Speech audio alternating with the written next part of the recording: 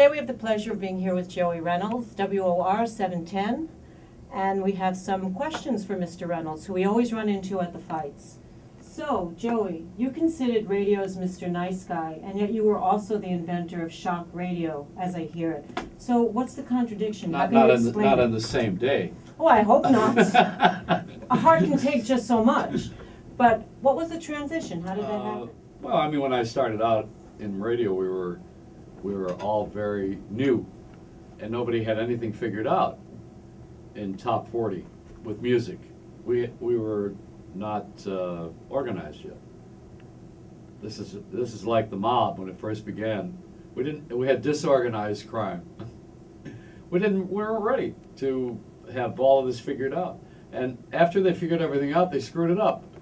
So it was better before they figured it out. I mean, the early days were personalities getting on the radio, playing music and having some fun. And you remember that boxing came into play in those days because on Friday nights we had the Friday night fights. On Wednesday you had the Wednesday night fights. There were 3 channels on television, maybe 2, and the fights were on one of them, and then the other one. Right. So it was a more primitive time, and you could fool around differently because people were focused on the 1 or 2 television channels and the 1 or 2 music stations. Talk radio was not an item, if you recall, and FM was not an item. So we had fewer choices, more viewers, more community, more sanity.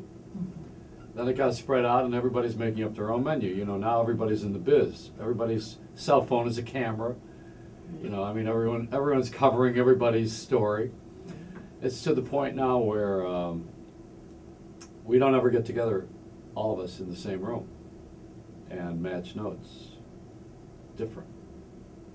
I thought it was easier to be shocking when we were more primitive. I mean, what are you going to shock people with now? Was Rosie O'Donnell going to shock you now? She's done it all in 6 weeks. You know, I mean, it used to, what she did, that damage she did, would have taken years earlier. It would have taken years to do that. Or she would have been fired right away, you know, one or the other. Same with Howard Stern, you know. They came along later. But that's what they're doing. It's commotion. It's not promotion, it's commotion. The wrestling, you know, I mean, that's gotten to be outrageously a circus. It wanted to be a sport. It always wanted to be a sport. and without the validation, the only other way it could go was to be showbiz, be a circus act. And Vince McMahon figured that out, I think. Right. I was, in the 60s, the #1 jock in the country for several years with Billboard magazine and the Gavin Report, and I had the highest ratings in history. I had 60 shares. Wow. So at that time, we had, I broke a lot of records. So you're a music maven and you're a boxing junkie. Let's say you had to do one interview. Muhammad Ali, John Lennon. Well, box and roll. That's what it'd be. I mean, you know, I like both. You can like sports. I mean, you know, John Lennon liked soccer. So everybody has something in their athletic genes. I'm a yoga guy too. You know, I do Bikram yoga. Really? The hot yoga? 4 days a week. The hot yoga? Yeah. Amazing. Pretty amazing. I was at the Hammerstein Ballroom, and I was walking around ringside between fights, and I saw this John Duddy. I didn't know who he was, and he was fighting, and then he was not fighting anymore. And I thought, he's interesting. He looks like he was pretty strong, and he stood away from everybody else. So after he had come out of the dressing room, I saw him, and I went over to say hello and introduce myself, and there was a little crowd around him, small one, modest. And I walked behind him a little bit, and someone thought I was his manager because I looked old enough to be the manager. So they're asking me questions about him, and I said, Well, I want to know the answers to those things myself. I don't know the guy. But I was curious about that, and I thought it was interesting how just by following someone around, they thought I was the fight manager. So I figured, well, I must have that kind of persona, you know, where I look like I'm managing a fighter. Well, did you make a good match for him while you were his manager? No, I took the money and ran like all good managers. I really enjoy all kinds of people, and I think God in His divine wisdom has made sure that I'm not Oprah, because when you get to be, not that there's anything wrong with her, but you know, I mean, it's her path. But when you get to be very famous, you can't do what you used to do.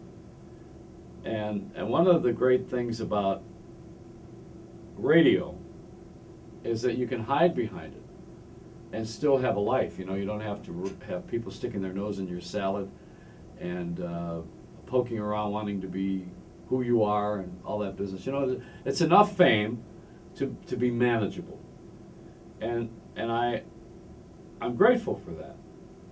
So I want to be remembered as being grateful to the common person, because I think one other thing, that everyday people, I think people get up in the morning and they have a positive attitude. They want to serve, they want to do the right thing, and then by the time the end of the day comes, you've probably been talked out of it, or someone has already rankled you enough to where you're not performing the same way, as a rule. So the everyday people have very little leverage. You have to really stick to that profession, that job, and do it well all the time to keep it.